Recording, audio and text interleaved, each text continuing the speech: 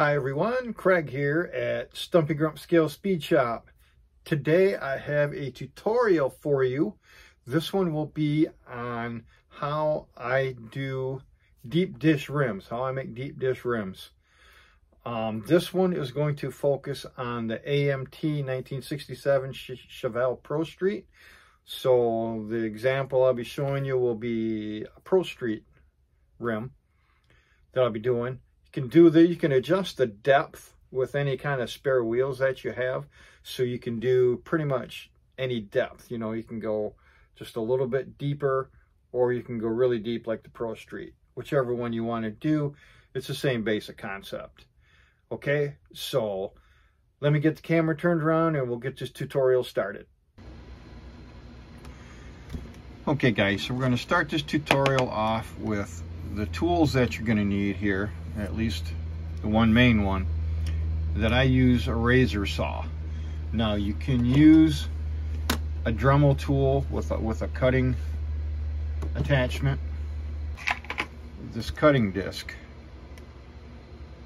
Okay, but what I found when cutting, when you use a cutting disc, it melts a lot of the plastic around where you're cutting. So you end up with a wider gap as far as when you cut than you would with a razor saw. So I don't use a cutting wheel.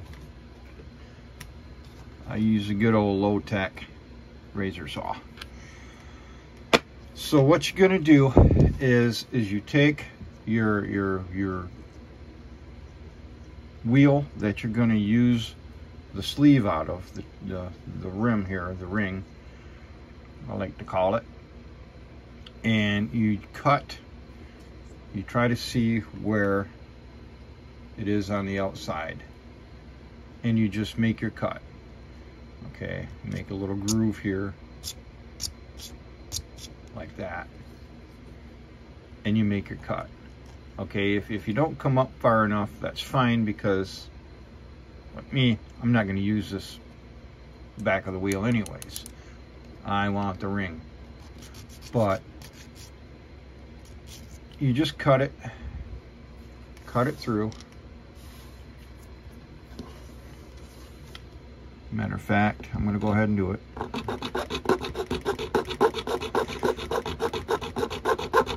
Now I just hold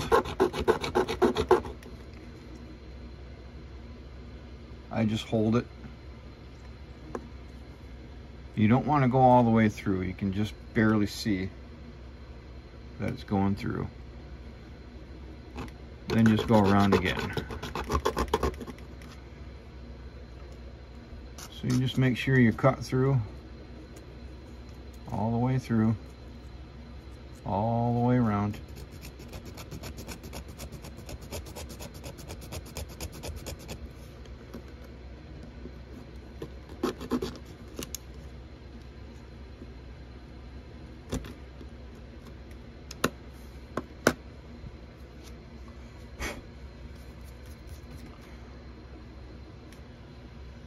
That I'm just going to throw away. I'm not going to reuse that.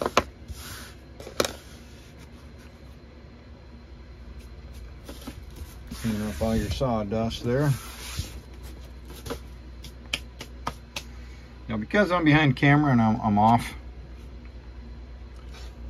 I can't get close enough to really see what I'm doing. I cut it a little crooked, but that's okay. I'm not actually going to use this one, or I'll use it for something else. Then I take my blade and I just clean along on the inside there. Get all the extra stuff up. See, you can see this hanging there where I screwed up. But then take some sandpaper and you just sand it level. Try to get it level.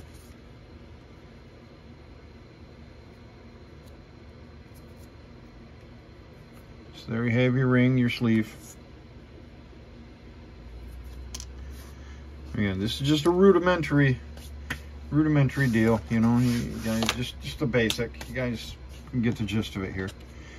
Then I take the wheel that I want to use the back out of.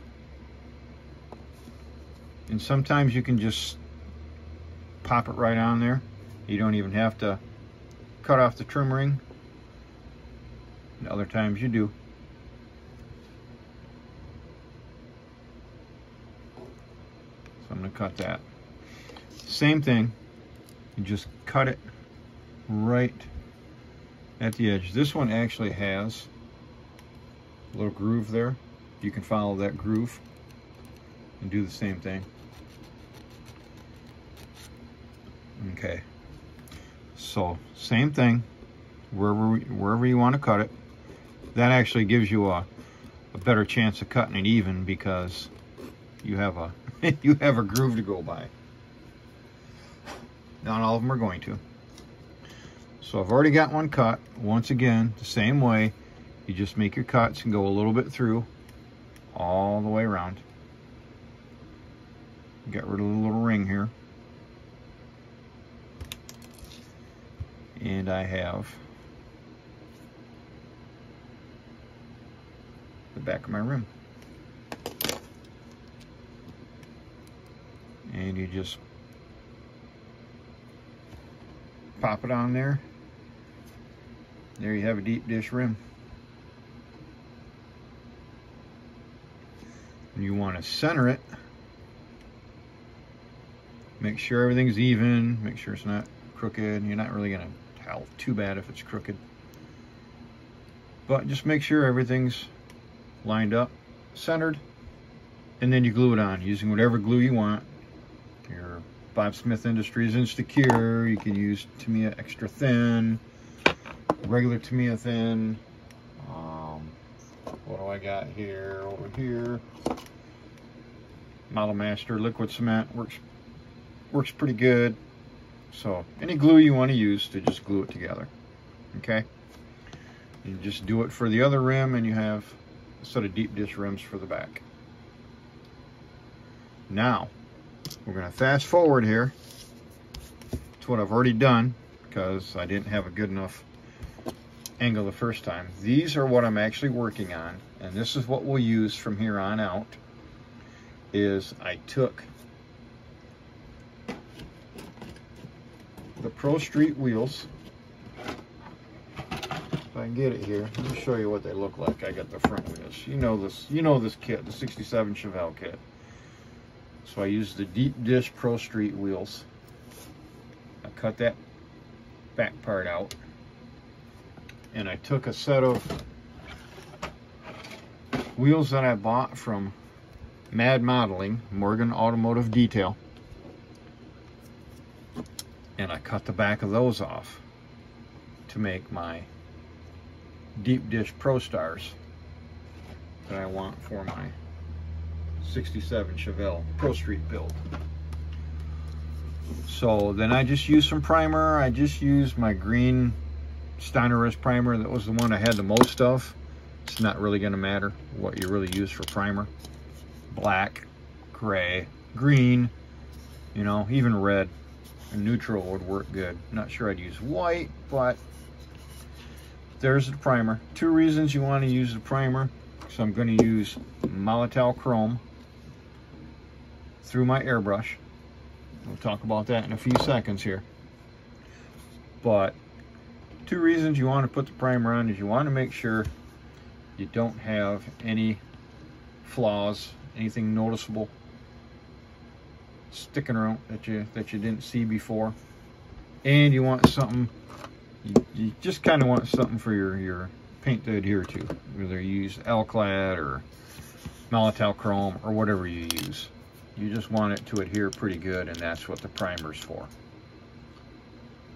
So that's where I'm at right now with these. And another day, well, today's Saturday. I don't work on Sundays. I don't model on Sundays. So probably Monday, maybe Tuesday, whenever I get to it, I will spray the Molotow Chrome on. So it'll be a few days for me, but just a few seconds for you. Okay guys, so now we come to the chroming portion of the program. What I do with my Molotel chrome is, in my airbrush, I add a little bit, really can't show you, just a little bit of isopropyl alcohol. My opinion and my experiences with this is that it helps it dry. It doesn't need to be thinned. You spray it right out of the bottle, refill bottle here. It does not need to be thinned. Shake it up really, really good. But I thin it with alcohol. A couple of reasons. Number one, it does help it dry faster. My experience, it helps it dry faster. And secondly, it is drying faster. It does make it a little more resistant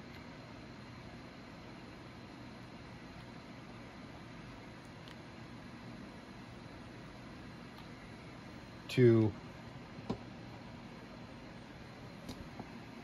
handling when you handle it.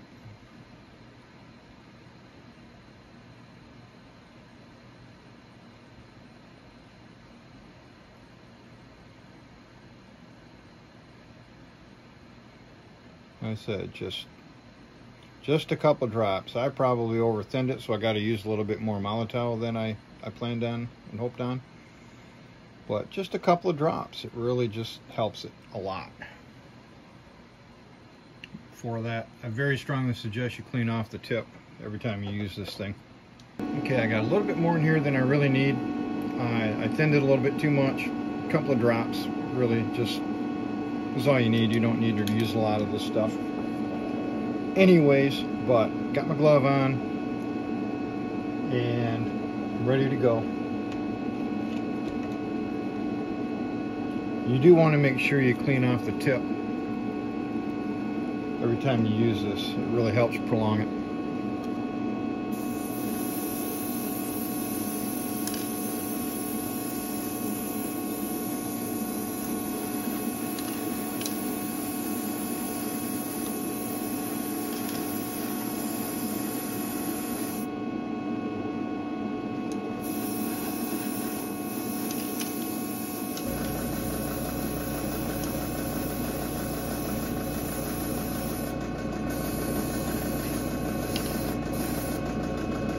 Again, I do suggest wearing a mask with this stuff.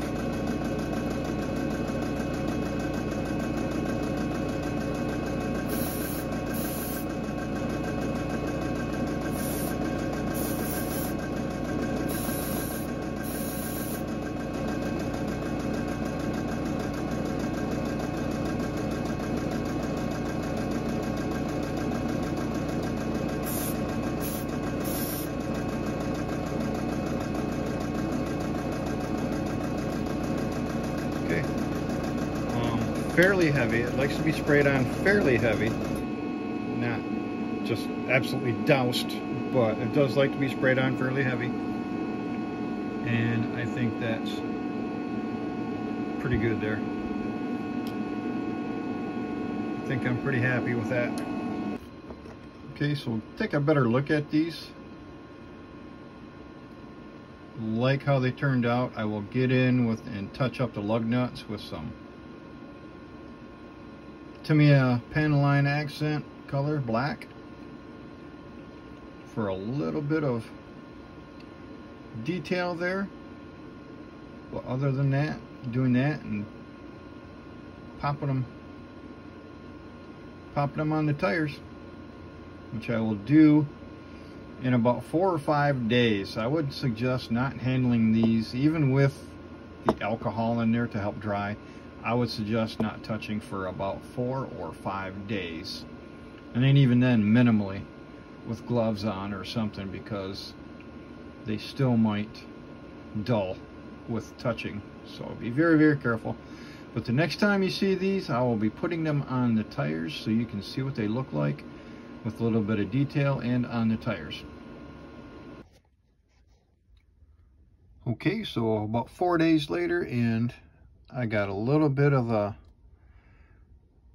panel wash, Tamiya pen line accent in black. And the center cap and around the lugs to bring out the details a little bit more. And then I got them in the kit Pro Street rear tires. And that is what they look like.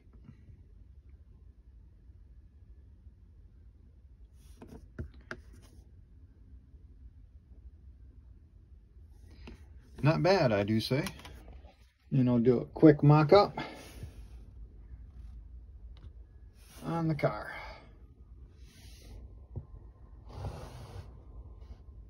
So there we have it.